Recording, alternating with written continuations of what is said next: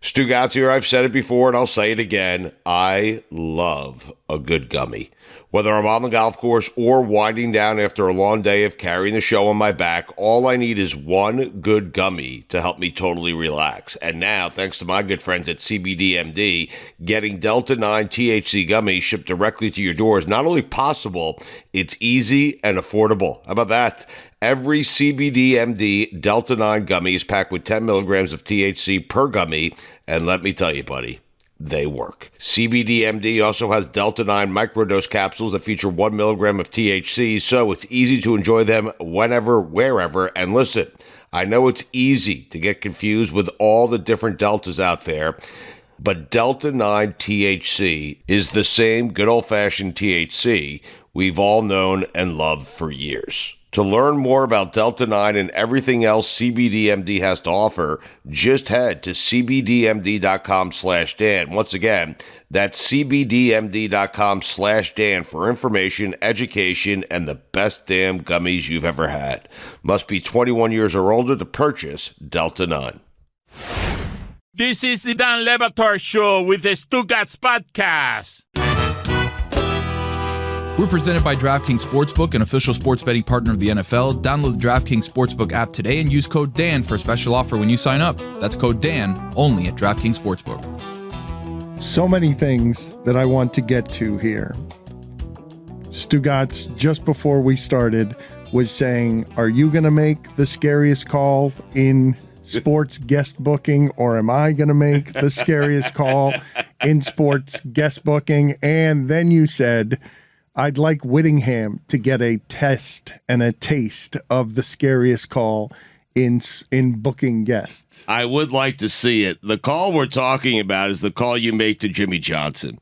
And I am telling you that if you pause even for a second, take a breath, okay, he will hang up on you.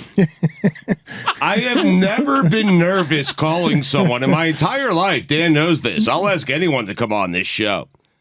I get nervous every time I start to call the man. And Woody, I would like the dynamic of you, the nicest person I've ever met, and so polite, trying to get Jimmy Johnson on the show because he's going into the Hall of Fame in a couple of weekends. I'd like to see you try it out. Because here's the thing with Jimmy. He might hang up on you, but he'll take the next call. So even if he does hang up on you, I will then follow up with my phone call after that. But this is what I'm telling you. When you call them, make sure you have everything ready to go and be prepared to not breathe. Okay? So it's like, so if we're doing role play, you're Jimmy Johnson, you say hello, and I go, hi, I'm Chris Whittingham with the Dan Le Batard Show. I'd like to have you come on. Too long. I stuttered. It's too long. It's too long. Yes. Too long. Hall of Fame, congratulations. Le Batard wants you on. Yes, Boom. it's like that. Yes. Really? It's like that. Wow. Yes. So it's not even complete sentences. No. Just, hi, I'm Chris, work for Le Batard. We want you on. Now, if you get his wife on, she's lovely. She'll tell you he's on the boat, okay? And he'll call you back later. And you'll have a very nice conversation with her. I thought you were going to say on the toilet for some reason.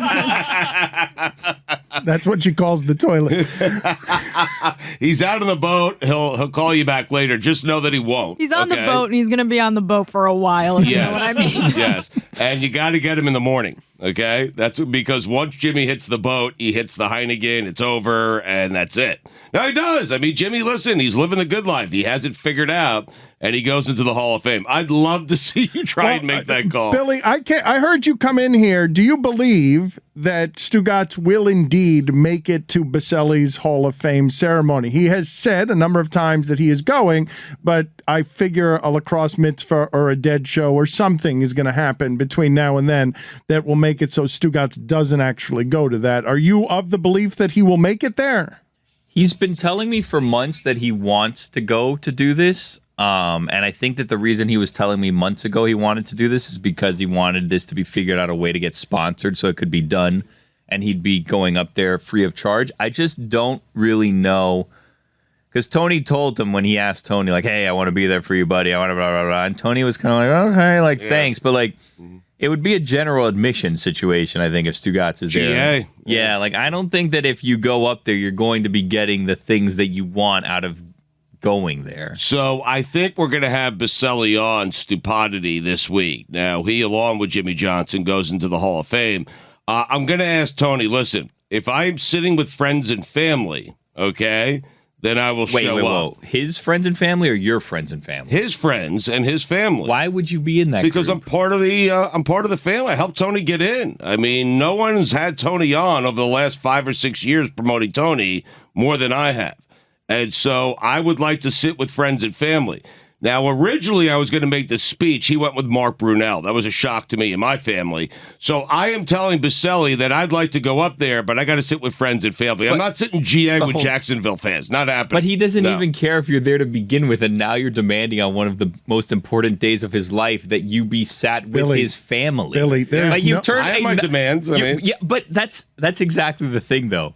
This isn't a negotiation. This isn't a situation. He has nothing to gain from life this. is a negotiation, everything's Billy. a negotiation with Stugotz. He doesn't want him there, though. I know, but Billy, he doesn't have any leverage. But he can negotiate his way out of it. Let's see what happens here, because Billy, if you think life's not a negotiation, and if you think there's a circumstance under which he's dragging his dead ass to Canton to sit in GA, you're out of your mind. That's why I'm saying is not. That's why I'm wondering kind of what's your goal with this? What do you want to get out of this? Because really, my goal is to sit with the Bosellis. Okay, I'm over the speech. Brunell deserves it, I guess. To make the Hall of Fame about you. To mention you in the Hall of Fame speech. You have terms. I want to sit with the family, and when he starts acknowledging friends and family, I just want him to say my name quickly. Now, it might be a joke. Okay, like you can do it as a joke. You want a shout out? I want a shout out from Boselli. Hold on a second. I love the man. Listen, it's my retirement plan. Me and him doing afternoon drives in Jacksonville. Well, Jayville. I mean, how about that? Hold on. Breaking down Trevor Lawrence. It's exciting. I'm starting to see how this is working. You're going to him and you're telling him you want to be mentioned, hoping that you just get sat close enough to his friends and family so when they kind of pan to them on screen, you might come out in the corner and you could give a little wave. Yes. Or he might not show up to that either after negotiating it. It's a good chance. Any direct flights? He will negotiate up the chain here and then not show up. He will. Do not put that past him. They have a Delta Lounge appearance fee. I mean, I've done a lot for Boselli. Do something for me. I mean, seriously. Are there direct flights from here to Canton? I need to know. An appearance fee. Boselli's got to go into Boselli Incorporated to pay an appearance fee for Stugotz to just be in his GA crowd. Who's going to get the loudest cheer when he's thanking Fred Taylor and he's thanking, Tom Coughlin, and he's thanking, Mark Brunell and Jimmy Smith and Keenan McCardell and all the guys. And then he thanks Stugotz. Let's take it back. Let's threaten to take it back. Guillermo, put it on the poll at Le Batard Show. Should a Jacksonville Jaguar ever be in the Hall of Fame? This one should. That's my unwavering support for my friend Tony Boselli. I mean, you agree. He deserves Who's it, right? second place on Jags that deserve to be in? Is it Fred Taylor that would deserve to be in the Hall of Fame? Probably Jimmy Smith, no? No. Is it Brunell? I'm saying it's not Brunell, but they don't have, I think, second place on borderline Hall of Famer, whether it's Keenan McCardell or Jimmy Smith or Fred Taylor. It's a long way ago. I guess maybe, no, defensive players. No. Calais Campbell, is he a Jag? He was. He was? But he was on like 5 other teams. I know. I would say Jimmy Smith, probably. What I'm saying, the point I'm trying to make Jimmy is... Smith had good numbers. Yeah, he was great. To Dan's point, it's a dire franchise history in Jacksonville. There's not a lot of memorable players. MJD's not a bad shout. Yes, Maurice Jones-Drew is good. I want to get to Jess's F1 minute in a second, but first, I want to go to some sound from Ferrari radio here, Stugotz, because I have not heard this. I simply asked, this Charles Leclerc, he looks like me, correct? Is this the driver who looks like me? No, Spencer Hall. Like you. Spencer Hall did a funny joke where instead of calling him Charles Leclerc, he calls him Chuck Leclerc, and so he photoshopped what he thought Chuck Leclerc would look like. Okay, I so thought you that look was like Chuck Leclerc. Okay. You do not look like Charles Leclerc. No, those are very vastly thin, different small people. That's correct. Someone like me doesn't even fit in one of those cars. What's his first name, Thank Leclerc? you. Charles. I got to check It's not Charles. No, but you'd be It's looking. spelled Charles. You'd be looking at, though, what Spencer Hall Il est put on monégasque. Twitter was a fat NASCAR driver who looked like me. Right. He's basically saying if Charles Leclerc were in the Sprint Cup Series, this is what he would look like. And we would call him Chuck Leclerc. I don't know anything about F1, and so this is the sound of not Chuck Leclerc. This is Charles Leclerc.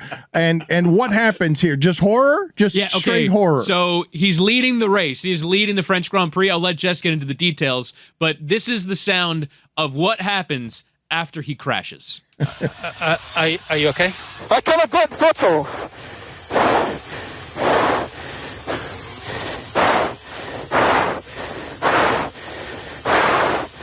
Now it's 0%. No! Sounds like you do. I mean, It's a horrifying sound. They play this right after he crashes, and you can hear the angst. This is a guy whose season has gone disastrously. He's like second in the Drivers' Championship, but his season has been a nightmare. Ferrari have screwed him over. He's gone into the barrier twice, costing himself potential race wins. This guy should probably be winning the Drivers' Championship in Formula One, and he's 62 points behind the leader. No, Monsieur Christophe, c'est non vrai. what? I guess it's time for the F1 minute here, even though I want to hear that What sound gave it again. away? Je suis stressé pour les minutes de Formule 1. J'ai besoin d'énergie. Énergie. Let's go, Wait for the energy. beat drop. Oh, energy. Bonjour et bienvenue à Circuit Park pour le Grand Prix de France. Les températures élevées sur le circuit signifient que la gestion des pneus va être essentielle. Charles Leclerc, le pilote automobile monégasque, fait face à Max Verstappen pour la première place. Le pilote Ferrari doit gagner pour rester dans les championnats. Mais non! Quelle horreur! Une catastrophe! Sacré bleu! Charles Leclerc sort de la course! Encore de la malchance! Il est fini! Une honte! Max Verstappen prend une grosse avance. Lewis Hamilton, le pilote Mercedes, est 12e. Carlos Sainz, l'autre pilote Ferrari, a commencé à la 19e place, d'où sa pénalité pour le changement du moteur. Et les roues contre roues avec Sergio Perez, mais l'imbécile de chez Ferrari recommence. Max Verstappen a fini premier de la course. Carlos Sainz est le pilote du jour. Lando, l'enfant Norris, a terminé 7e. Lance Stroll a terminé avec un point. Félicitations, Mike Crack. Wow! Oh my God! Holy shit! Holy shit! Merci. Oh my God! Was there an imbecile in there? Did you say Les imbecile? imbéciles de chez Ferrari recommencent. That sounded so exciting. I have no idea what happened. Les pauvres Charles Leclerc, les pauvres. My God, that was incredible. That was I really am good. so Merci, jealous that merci you can do that. Christophe, merci Guillermo. How much Google Translate did you need for that? Mais non, je parle français. You must have learned some French somewhere. You must have taken a When? class When? somewhere. Where Je parle did français. you study abroad? My word. Londres. Really?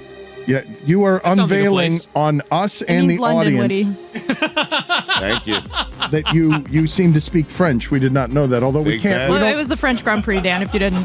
we don't have the ability Pick up to on it. check you though on whether or not the French was correct, but it sounded correct. Well, I can read it to you in English if you want to hear it again. Sure. All right. okay. All right, here we go. Great. Well, now I have to translate it back. Okay, this is going to be actually kind of hard. The English part. I have to translate it back to English in my head from French, but I think I got this. All right. Hello and welcome to the Circuit Paul Ricard for the French Grand Prix. The temperatures are high, which means that tire temperature is going to be very important. Charles Leclerc is the Monegasque driver, and he's going head-to-head versus Max Verstappen for first place. He needs to win to stay in the championship, but no, the horror, a catastrophe. Damn it, Charles Leclerc, he's out of the race. Bad luck once again. He's finished a disgrace. Max Verstappen has a big lead. Lewis Hamilton is in second place. Carlos Sainz, the other Ferrari driver, he came from 19th place because of a penalty due to changing his power unit. He's going wheel to wheel against Sergio Perez, but the idiots at Ferrari, they are idiots again. Max Verstappen finishes first. Carlos Sainz is the driver of the day. Baby Lando finishes in 7th. Lance Stroll finishes with a point. Congratulations, Mike Crack. You managed, and this is no indictment on the English version of this, but you managed to make that sound so much more exciting and faster. And I mean, it was written for French. It wasn't written for English. but you still did it extraordinarily well for French. And I got it under a minute, right? Well under a minute on that dismounted on my crack. Thank you. What happened? Stugotz here. I've said it before and I'll say it again. I love a good gummy. Whether I'm on the golf course or winding down after a long day of carrying the show on my back, all I need is one good gummy to help me totally relax. And now, thanks to my good friends at CBDMD, getting Delta 9 THC gummies shipped directly to your door is not only possible, it's easy and affordable. How about that?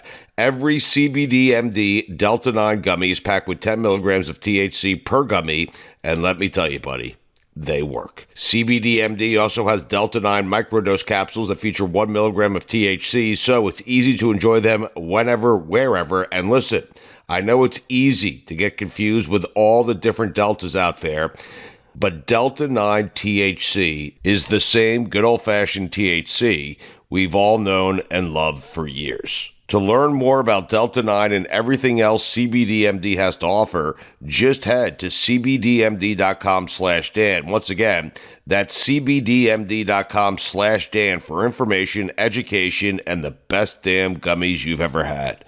Must be 21 years or older to purchase Delta 9. When you shop at Walmart, you get it. Spend a little less on dorm must-haves. 8 a.m. class, 8 ounces of caffeine. A room that finally feels just like home. And create a space that's a little more you. With bedding from $5 and appliances from $9. Save money, live better. Walmart. Dan Le Batard. He said while you were off there, while the connection was bad, he had mentioned that you have lost a lot of weight and that he admires that. What got into you? Why did you decide? I thought it was all, I thought we enjoyed being about the munchies. Yeah. Oh, it's slurring again. Okay, the connection is bad again, unfortunately. Back to Magnus. Okay, back to Magnus for Magnus, and this is going about as well as it could go. Thank you, Billy, again for laughing in my face. Stugotz. Magnus, Which is the worst. Can you guys hear me? Yes, we can hear you. Hello? Yes, sir. Action. Hello? Action. Man, I'm really sorry. This is literally the worst way to ever do this. This is burning my heart that this is happening, but if you could hear me, just understand, I'm sorry. This is the Dan Le Batard Show with the Stugotz. I have some bad news or some good news, depending on your vantage point. There are several directees to Canton, Ohio. I mean, Directies? Direct flights, you know. Oh. Yeah. Yeah. I'm not taking more than one flight in a day. From Jacksonville or from Miami? Well, or from Fort Lauderdale? From Miami, not Or closer to Boca. my home in Jacksonville. You're not flying up to sit GA, and you're not flying up if you have to take 2 flights. So the investment that you're willing to make for Tony Boselli's big day is a real bare minimum for you. Well, right? hold on. How are the Bosellis getting up there? Because Jacksonville, I mean, you've shown that you're fine driving a distance and then taking a flight. So why don't you just drive up to Jacksonville and kind of hang out with them, fly up with them? I'm sure they're taking a PJ. Little PJ private Yeah, jet. maybe a little extra room for Stugotz. And you're right. If I'm part of the family, friends and Uncle family, I should Stewie, be on that jet. So now I want a private jet with the Bosellis, sitting with the Bosellis. Tony has to mention my name. It's fair. Totally reasonable. Yep. Let's get into the news of the day, broken by Adrian Wojnarowski in the middle of the night. That isn't actually news, but I guess it's news because we have things that we need to talk about. And Boston, like everyone, is interested in Kevin Durant. Everyone should be interested in Kevin Durant. Can I argue the fact that it is indeed news that you have the Celtics who made it to the finals, who are interested in, parting with one of the guys who helped them get to the NBA finals, and Jaylen Brown? It is NBA free agency season, so I would argue that it is news. We're talking about Kevin Durant possibly going to a team that was a couple of games away from winning an NBA championship and teaming up with Jason Tatum. I think that's big news. The fact that they're willing to include Jaylen Brown, to me, is big news. Is that surprising to you in any way, though? Like, when we talked about Golden State getting into this, everyone's going to be in on Kevin Durant. The reason I wonder whether it's news or not, or I guess I'm parsing semantics here, but I'm saying that Boston would be interested is a surprise to no one. That Woj puts his name on Boston's interest at 2:30 in the morning is a development, because we've been talking about the same couple of teams that he wants to go to. And so I suppose What would be newsy here is if someone was reporting, hey, Kevin Durant's willing to also go to Boston. Right. But that's not what's being reported here. What's being reported here is that Brooklyn has been unimpressed by the offers it's gotten. None of them are enough, and so they're trying to get better offers. Not news, of course. And so there's not the next development, the next news development on this is he is going to a team, not more teams are interested. Or he he'd be reports to training camp with the Brooklyn Nets, which is a distinct possibility now that we couldn't imagine when this started on the 1st of July that Kevin Durant could just potentially stay in Brooklyn. I would assume 6 weeks ago, 2 months ago, that Brooklyn and Sean Marks would look at you and say, perhaps for Jason Tatum, but not for less than Jason Tatum. Boston cannot get him. Before surveying the trade market, before being made aware that Kevin Durant wasn't going to want to be there, what's the trade value of Kevin Durant? It ain't Jaylen Brown.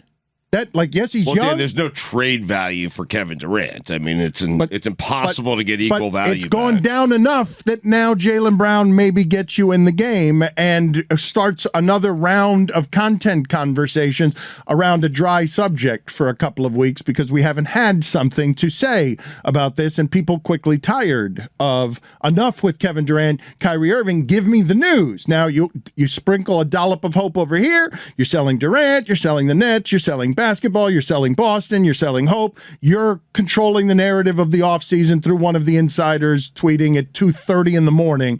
Now Durant is in the game when I'm telling you that that's a diluted version of news the way that I define it, and yet I will talk about it and be interested in it because it's July and Durant moves the needle. I'm not surprised that Jaylen Brown would be included in the deal. He has to be. There's no way to get him unless you do it. If you're not going to include Tatum. But when you're talking he is 24 years old, and he averaged 25 a game last year, and he was instrumental in getting that team to the NBA Finals. Like he was. He had great games. And he doesn't represent value on Kevin Durant, but might be the best offer if Phoenix can't package Ayton, and they want something young, and they want draft picks. Another thing I would say on how this is being discussed, if your breaking point, because the reports are that Brooklyn said, no, thank you, we need more. It's not going to be enough Derek White and draft picks and even Jaylen Brown.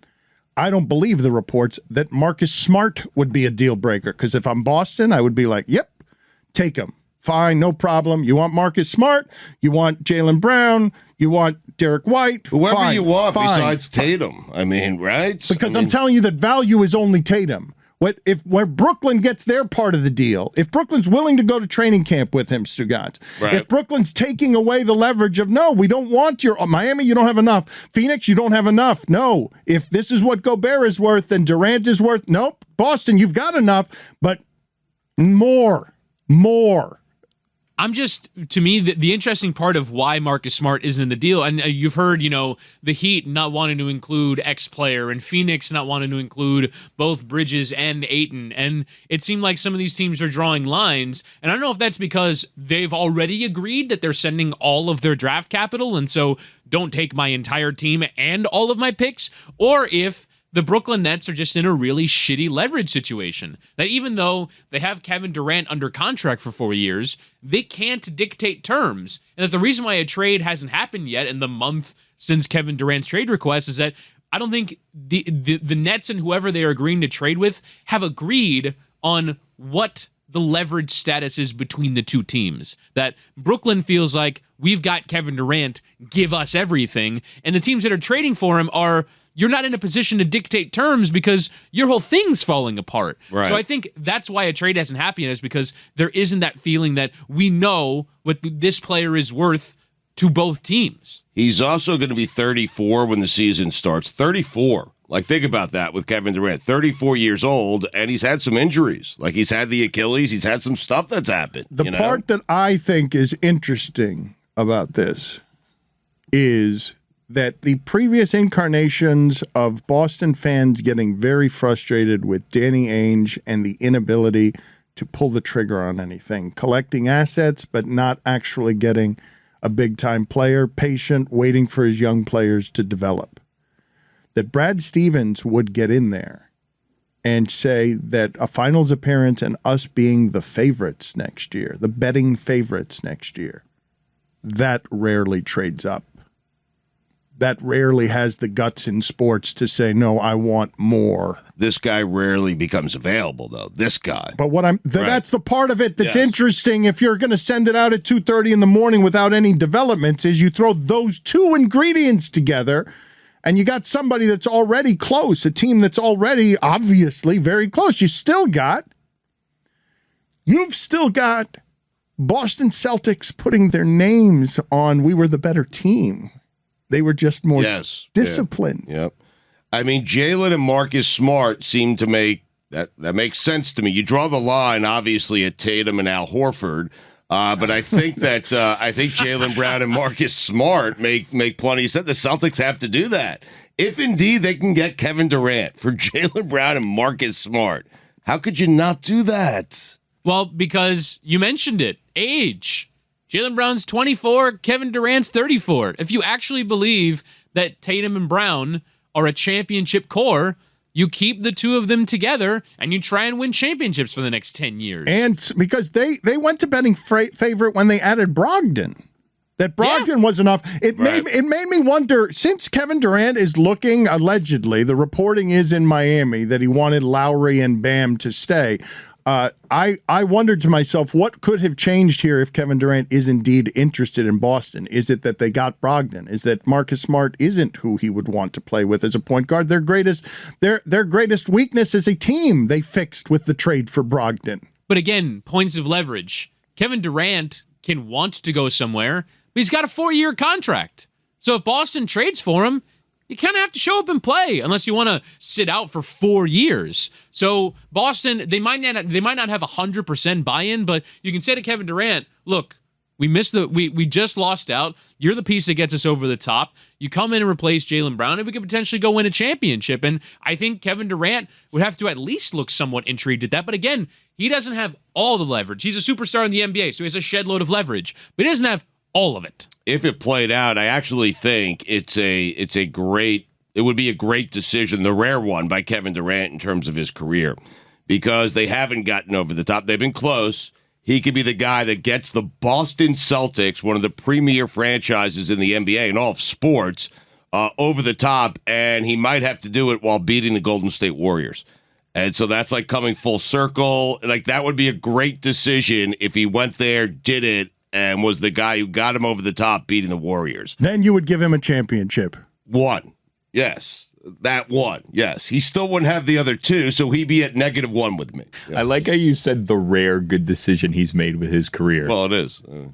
He's not made any other good one. Have the Nets turned down. To be fair, I heard an unbelievable point that Kevin Pelton made, that if you said, where is Kevin Durant most popular in the NBA right now, you'd probably say Seattle. Yeah. And he hasn't played for Seattle in 15 years. Right. Bad decisions. A string of them. Can I just get your math again on how you have him having now -1 titles? What do you mean? So currently he's sitting on -2, Stugotz? He is, yeah.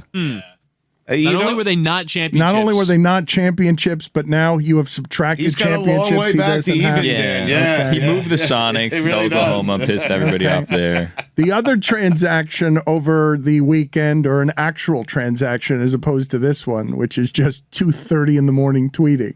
Can I very quickly point out, so I was listening to Andre Iguodala's podcast, Point Forward, available on the Le Batard and Friends podcast network, and he was talking about how annoyed he is that trades that don't happen still get reported because you are messing with the player in their current situation. He thinks that it's really messed up that we report about names being thrown out there. It's just pretty shitty for Jaylen Brown to find out that from both Woj and Shams that Boston are shopping him, and I don't know how they come back from that. If they don't end up doing the Durant trade, this is rare that it gets out in that way. That Jaylen, like, it's names. Boston are willing to part with Jaylen Brown to go get Durant, and Brooklyn said no. It's not quite the exact same thing, but when Atlanta was interested in signing Deshaun Watson earlier this year, Matt Ryan was like, well, in that case, I'm going to look and see where I can play. And he ended up going to Indianapolis, and they didn't even get Deshaun Watson for it. So it can end up backfiring. Woody, I understand what you're saying. Is there a part of Jaylen Brown, though, that use it from this standpoint? I'm good enough to be traded for Kevin Durant. No. Right. I It's mean, a compliment. It is a compliment, you can think of it that way, but it's Boston. They came up together, particularly, as you mentioned, the Brad Stevens element, the betrayal of, wait a second, this is my coach who's coached me from the beginning. He's in charge now. It's so he hurtful. wants to get rid of me to go get Durant? Nobody cares. Yeah. At all. Like, of course, any one of us in those situations would be stung like, oh, the corporation doesn't actually care about me. And no one listening to this cares, not a person. Oh, it hurt your feelings? Toughen up. Right. You're not as good as Kevin Durant. It was funny because after they were talking about it, they're like, and then they have the audacity. Evan Turner was in Boston, and he was about to become a free agent. He had a good year. And the media went up to him and was like, are you going to take a hometown discount to stay here? Like, what? I'm not even from here. You want me to take a hometown discount when I'm like 5 minutes away from you putting me in a trade in the offseason? Like, it was interesting. Like, this is where new media helps. It made me think of, all right, when these guys end up publicly in trade talks, and this is like straight up, Shams this morning tweeted, Boston offered Jaylen Brown. Brooklyn said no. It's got to be shitty to be Jaylen Brown to read that in the media. To learn that you're not a human being, that you're a commodity, that you're an asset. It's a business, yeah. Cortez sends us a tweet here from at Alex Schiffer. Worth remembering Kevin Durant and Udoka have become close since Udoka spent a year with him in Brooklyn and at the 2020 Tokyo Olympics. Is it worth remembering that? I don't know. You just reported it. You just stopped everything we were doing and decided that was the time to read. You decided. You're a journalist. I'm asking you, should we remember that he has a good relationship with Udoka? You're asking if he wants to go to Boston. That can help. You threw it in the middle of what we were doing. It's a good relationship. Cortez did. It's on your phone, too. I mean, I was just looking. I mean. You decided that was the time you were going to read. That was the time. Keep up with the story. You were going to be informed. I thought you were looking at your phone trying to negotiate better seats at Boselli's Hall of Fame. Well, I'm doing that at the same time. I mean, this is great. Boselli hasn't gotten back to me yet. Billy, do you think he's going to end up there? Yes or no? If you had to bet with DraftKings on whether or not Stugotz will actually emotionally show up. I've seen it on a calendar for 2 months. Well, hold on. What day is it? You see my calendar? I saw your vacation day so that I could work around them. What day would make it most likely that he would go? Like a Monday, a weekday? Because he's not going to go on a weekend, right? The Hall of Fame is on a weekend. It's a Saturday. It's a Saturday night speech, and it's all weekend. But the game's usually Thursday, and then they do like a whole thing. No, they do the Sunday. Right? They do the Sunday ceremony. I think a Monday night game. So I'd be up there. I think that's the way they do it. The game is not what he would be going for. He'd be going for the induction ceremony. The GA is not, it's not general admission at the game. He doesn't care about the game. The induction ceremony would be August the 6th. Well, not ruling anything out right now. I mean, Billy? Maybe the game, but definitely not ruling anything else out. So Dead and Company seems to not be touring right now, correct? Yeah, they're done. Okay, so that's off the table. Wait, so it's a Saturday? It's the 6th? Yes. Yeah. I don't understand how we're less than 2 weeks out from this, and you're still like, I don't understand. Sunday works better for me. I don't know how Stugotz lives. I don't know how Stugotz lives, where it's like, I don't know where I'm going to be. He's going to tell halfway across the country by the seat of my pants. Yeah. He will be telling everybody that he might show up right up until I might change 2 flights. I might do this. That morning he'll still be telling people that he might go. There's an off chance, and in fairness to him, the Bosellis haven't given him his itinerary yet. So exactly right. We don't know. Let's wait and see how it plays out, Dano. All right. I'd still like to hear what Billy has as a betting favorite, though. Billy seems to be sitting the whole thing out, and I'm just trying to get him on the record with what he thinks is going to happen here. Because I've got him not going now at all. No chance. I've heard about Gronk bachelor parties, all sorts of things. Oh, that was Mojo's, and that was a whole. We were supposed to be there for the draft, and then we didn't get flown out for the draft. Right. Yeah, not my fault. I'm not saying maybe it's your fault. Your company didn't send. We had good intentions. Yeah, we tried. No one We're wanted trying to set send us. DraftKings odds back here, and I said, I started the bidding at -150. Tony has escalated to -500. To sponsor Stugotz's trip to Canton. I don't trust him to show up. I don't think that makes me unreasonable. Now we're talking. I mean, if DraftKings wants to sponsor, but now we're not because it's 2 weeks from now. Yeah, this but talking should have happened 2 months ago. But maybe me and you, little trip to Canton and Billy, a little Thursday remote, huh? We do the little show Thursday, Hall of Fame preview. We get Jimmy on. We get the Bosellis on. And then Saturday, you and I taking the induction together with the Bosellis. Yeah. And a little football after that, huh? Well, no, the football's Thursday, isn't it? Oh, that's problematic. I don't want to go to that game. I mean, it's the first preseason game of the year. Who wants to watch that? They got new turf, though, so you might not see a season-ending injury. The other transaction over the weekend, Kyler Murray got a whole bunch of money, and we've got to figure out, I saw some of the stats thrown around, that his yearly salary is more than the annual payroll of the Oakland A's that drafted him to play baseball. I have a question. Can we make fun of him for being short? Because there were lots of memes, and I was like, I don't know if this is allowed.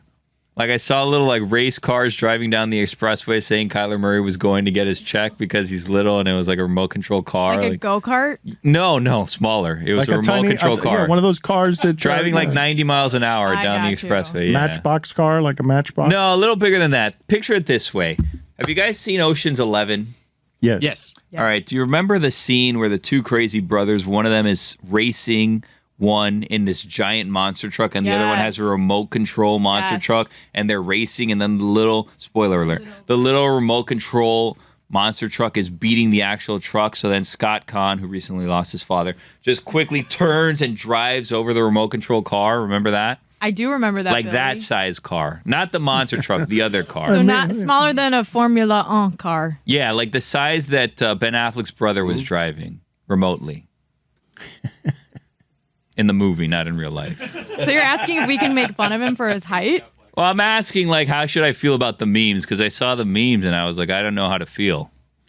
You were conflicted? Am I allowed to make fun of people being short anymore? Well, I didn't repost any of them, but, inside I wondered, how do I feel inside about this? But you didn't put it on the outside because you feared that it might be inappropriate. Do you spend a lot of time fearing being canceled for stepping Not canceled, I'm not famous, but I do, just generally spend a lot of time yes.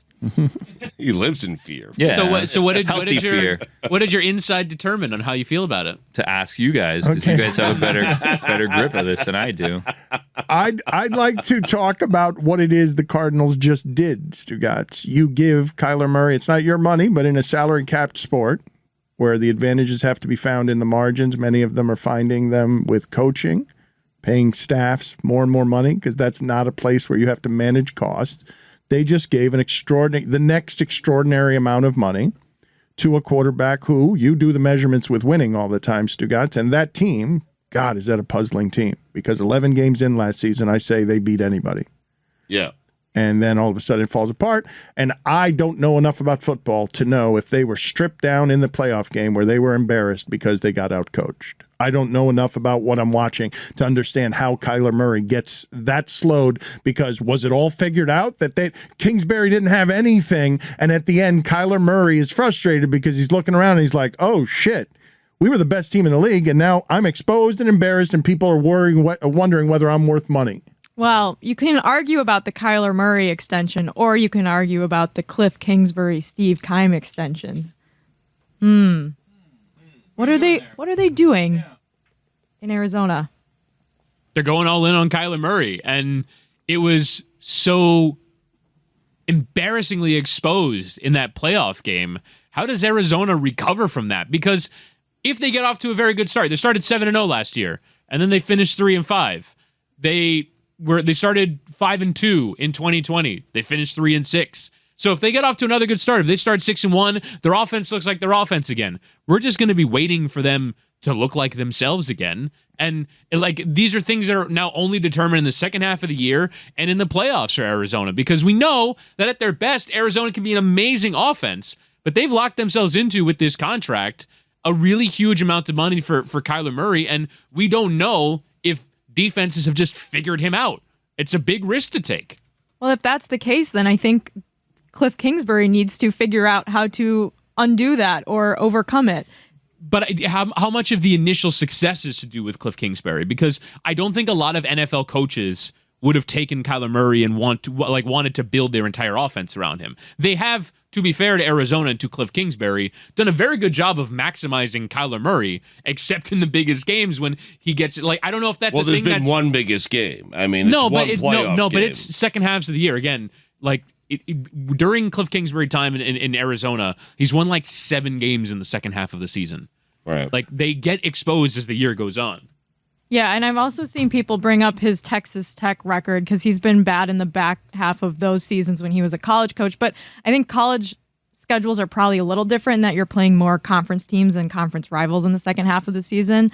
Although I guess some NFL schedules, depending, like your second half of the season could be more division rival heavy year to year. But I don't know. I think there's 32 NFL quarterbacks, right? And it costs a lot of money to have one of the better ones. So you have to... And they have one. I think they have one. It's the cost of doing business to give him money. I think it's going to look like a pretty good deal in like a year. Like he didn't even get like record-setting money or anything like that. He's 24. Right. It was like $160 million guaranteed, right? And the new TV money is only just kicking in.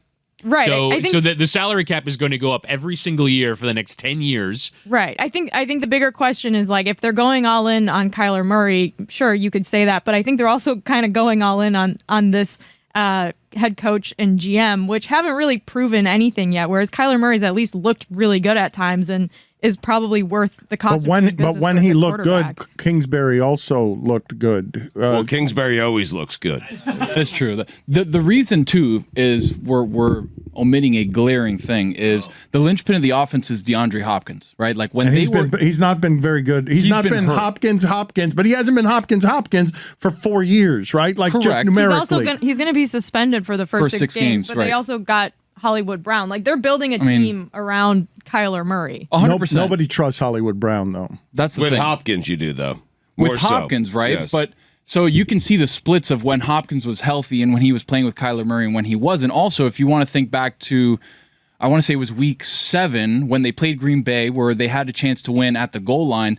Kyler Murray got hurt, tore his ankle up, and was playing hurt the entire season. DeAndre Hopkins was a shell of himself, and they were relying on A.J. Green. Right? Like that was the offense. Like AJ Green's there. We're gonna throw out Rondale Moore and Christian Kirk. It's like, and now they lost Kirk too. Now Kirk. Where's Kirk? Robert Kirk.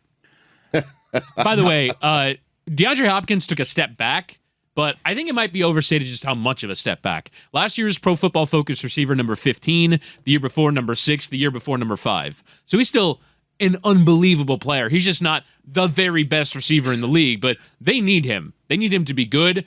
But the question is, what's the succession plan there? And that's where presumably Hollywood Brown comes into play. But the part that I wanted to talk about with you guys, because I do think it's hard to make all of these assessments on what is value at this position when you arrive at $50 million a year for a quarterback. Again, in a salary cap sport, where you want to have value at that position so that you can withstand injuries and guys declining and your team's not built flimsy, because weird as it is, you get to 10-1 in that sport. Like people forgot.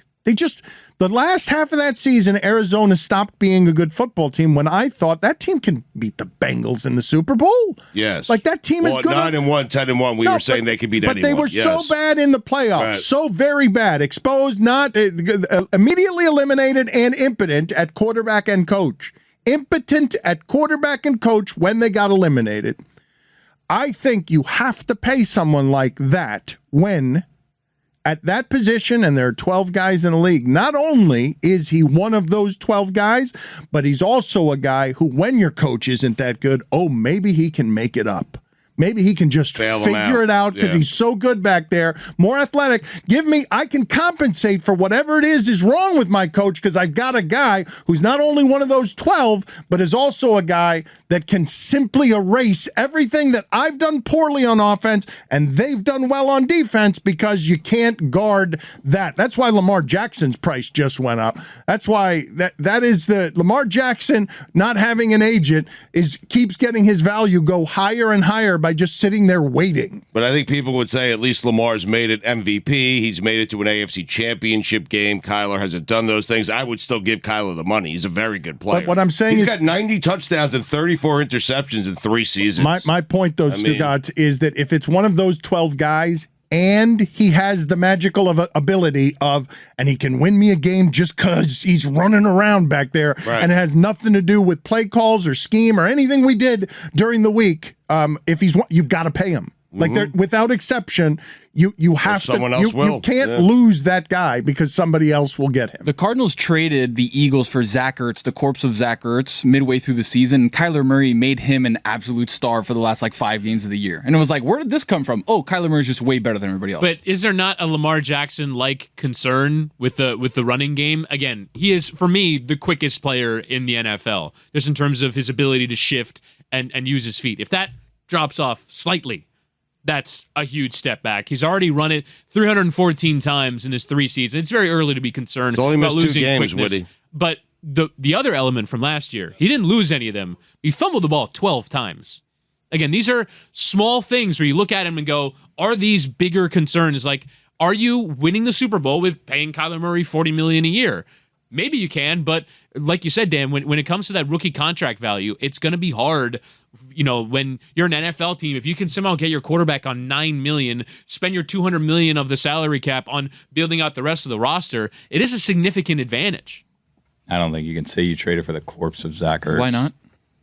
It's just Shaming the dead? I don't know. Am I? Calling a human being a corpse?